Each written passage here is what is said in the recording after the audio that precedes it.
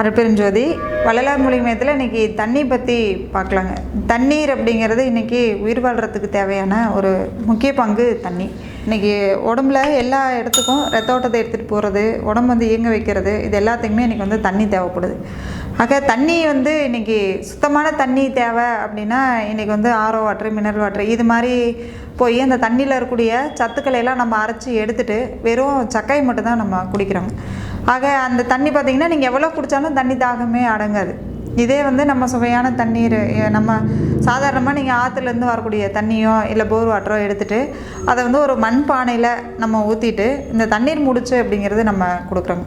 இந்த தண்ணீர் முடிச்சு பார்த்திங்கன்னா நன்னாரி, வெட்டிவேறு, தேத்தான்கொட்டை, நெல்லிக்காய், ஜீரகம், கருங்காலிக்கட்டை, துளசி இது எல்லாத்தையும் ஒன்றா மிக்ஸ் பண்ணி இந்த தண்ணீர் முடிச்சு நம்ம வள்ளலார் மொழி மையத்துலேருந்து கொடுத்துருக்குறோங்க. இந்த தண்ணீர் முடிச்சு பார்த்திங்கன்னா உங்களுக்கு உடம்பு சூட்டை குறைக்கிறதுக்கு நல்ல சப்போர்ட் பண்ணுங்க. அடுத்து பார்த்திங்கன்னா ரத்தத்தை நல்லா சுத்தம் பண்ணும். இந்த தேத்தான்கொட்டை அப்படிங்கிறது நம்ம மூதாதையர்கள் காலத்துலேருந்தே ஒரு தண்ணி ரொம்ப கலங்கலாக இருக்குது அப்படின்னா அந்த தண்ணியை சுத்தம் பண்ணுறதுக்கு இந்த தேத்தான்கொட்டை போட்டாங்கன்னா அந்த தண்ணி சுத்தமாயிடும். இதே தான் கருங்காலிக்கட்டையுமோ. அது கூட பார்த்திங்கன்னா இந்த நெல்லிக்காய் அப்படிங்கிறது உங்களுக்கு உமிழ் நீர் நிறைய சுரக்க வைக்கும். நெல்லிக்காயோட தன்மை என்னங்கிறதும் உங்களுக்கு தெரியுங்க. ஜீரகம் அப்படிங்கிறது அகத்தை சீர் பண்ணுறதுக்காக அந்த ஜீரகத்தை போட்டிருக்கோம். இது எல்லாத்தையும் ஒன்றா மிக்ஸ் பண்ணி இந்த தண்ணி முடிச்சு நீங்கள் அப்படியே ஒரு முடிச்சை தண்ணிக்குள்ளார போட்டுட்டு ஒரு மணி நேரம் 2 மணி நேரம் ஊற வச்சுட்டு எடுத்து கூட நீங்கள் வெளியில் வச்சுக்கலாம். அந்த தண்ணி நல்லா ஊறி இருக்கும். இதே மாதிரி நீங்கள் ஒரு 2 நாள் 3 நாள் யூஸ் பண்ணிவிட்டு அந்த தண்ணியோட தன்மை மாறலை, அப்படியே தான் இருக்குது, இதோட எசன்ஸ் ஃபுல்லாக இறங்கலை அப்படின்னா இந்த முடிச்சை தூக்கி போட்டுட்டு நீங்கள் அடுத்த முடிச்சு நீங்கள் யூஸ் பண்ணிக்கலாங்க. இதெல்லாம் பார்த்திங்கன்னா தண்ணி குடிக்கிறது அப்படிங்கிறது ஒரு பெரிய கலைங்க. எப்படின்னா நீங்கள் சாப்பிட்றதுக்கும் ஒரு 20 நிமிஷத்துக்கு முன்னாடியே தண்ணி குடிக்கிறத நிறுத்திட்டு ஒரு சாப்பிட போகும்போது ஒரு அரை குடல் அளவுக்கு நீங்கள் அந்த குடல் கழுவுறதுக்கு மட்டும் தண்ணி குடிச்சிட்டு சாப்பிட ஆரம்பிச்சிடலாம். சாப்பிடும்போது இடையில தண்ணி குடிக்கக்கூடாதுங்க. அடுத்து பார்த்திங்கன்னா சாப்பிட்டு முடிச்சதுக்கப்புறம் கொஞ்சம் தண்ணியை மட்டும் குடிச்சு குடலை கழுவிட்டு ஒரு 20 நிமிஷத்துக்கு அப்புறம் குடிக்கக்கூடிய தண்ணீர் பார்த்திங்கன்னா அமிர்தமாக வேலை செய்யும். அந்த தண்ணி தான் நமக்கு ஜீரணத்தை கொடுக்கக்கூடியதுங்க.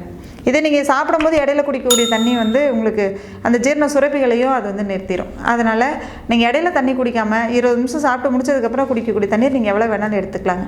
இது மாதிரி தாகம் எடுத்தால் மட்டும் தண்ணி குடிங்க. நீங்கள் நிறைய நீங்கள் நம்ம சாதாரணமாக எடுக்கக்கூடிய தண்ணீர் நீங்கள் கொஞ்சமாக குடித்தா கூட போதும். நம்ம உடம்புக்கு தேவையான அளவுக்கு மினரல்ஸை, தண்ணிச்சத்தை உடம்புக்கு கொடுத்துட்ருக்குங்க. இந்த தண்ணி நீங்கள் குளிக்கிறதுக்கும் சரி குடிக்கிறதுக்கும் சரி உடம்புக்கு தேவையான அளவுக்கு நீங்கள் தண்ணியை கொடுத்துட்டீங்க அப்படின்னா உடம்பு சூடாகாது. எப்படி நம்ம சமையலில் தண்ணி பற்றலைன்னா உடம்பு பற்றி போகும். ஒரு தாவரங்களாகட்டும் உயிரினங்களாகட்டும் எதுவாக இருந்தாலும் உயிர் வாழ்கிறதுக்கு இன்றைக்கி தண்ணி தேவைப்படுது. ஒரு மிஷினுக்காக இருந்தால் கூட நம்ம தண்ணி ஊற்றுறோம். வண்டிக்காக இருந்தாலும் ரேடியேட்டருக்கு தண்ணி கொடுக்கும். இது எல்லாத்துக்கும் தண்ணி தேவைப்படுதுங்க. ஆக நம்ம மனித உடலுக்கு நல்ல ஆரோக்கியமான தண்ணியை மட்டும் உடம்பு கொடுத்துட்டு இருந்தோம்னாவே போதுங்க. உடம்புக்கு வியாதி எதுவும் வராமல் பார்த்துக்கலாம். இதே வள்ளலார் ஐயா பார்த்திங்கன்னா தண்ணி கூட சுக்கை போட்டு காய்ச்சின தண்ணியை குடிக்க சொல்கிறாரு. அதாவது நீங்கள் 4 டம்ளர் தண்ணியை ஒரு ஸ்பூன் சுக்கை போட்டு சுத்தி பண்ண சுக்கு, அந்த சுக்கை அது கூட ஆட் பண்ணி அந்த சுக்கு தண்ணியை குடிக்க சொல்கிறாரு. நம்மளால் அந்த அளவுக்கு சுக்கு தண்ணியாக போட்டு என்னால் குடிக்க முடியலனாலும் வெறும் வெந்நீராவது எடுத்துக்கலாம். அதையும் முடியல அப்படிங்கிறவங்க இந்த தண்ணீர் முடிச்சை போட்டு மண்பானையில் நீங்கள் தண்ணி ஊற்றி வச்சு சுத்தமான தண்ணியை நம்ம உடம்புக்கு எடுத்துட்டோம்னா ஆரோக்கியமாக வாழ முடியும் நம்மளால். நம்ம வள்ளலார் மூலிகை மையத்திலிருந்து இயற்கை வாழ்வியல் மையம் அப்படின்னு சொல்லிட்டு ஒன்று ஆரம்பிச்சிருக்கோங்க. இந்த இயற்கை வாழ்வியல் மையத்து மூலிமா நம்ம ஒவ்வொரு ஊர்லேயுமே பார்த்திங்கன்னா நம்ம ஒரு ஆலோசனை அப்படின்னு சொல்லிட்டு வச்சுருக்கோங்க. மருத்துவ ஆலோசனை, இயற்கை மருத்துவ ஆலோசனை நாங்கள் கொடுத்துட்ருக்கோம். அது ஒவ்வொரு ஊர்லேயும் நமக்கு ஒவ்வொரு டேட் நாங்கள் ஃபிக்ஸ் பண்ணியிருக்கோங்க. அந்தந்த டேட்டுக்கு இப்போ சென்னையில் ஒரு டேட்டு, நாமக்கல், ஈரோடு இது மாதிரி ஒவ்வொரு இடத்துலையும் ஒரு டேட் ஃபிக்ஸ் பண்ணி நாங்கள் கன்சல்டிங் கொடுத்துட்ருக்குறோம். உங்களுக்கு கன்சல்டேஷன் தேவைப்படுது அப்படின்னா நீங்கள் ஸ்க்ராலிங்கில் போகிற நம்பர் கூப்பிடுங்க.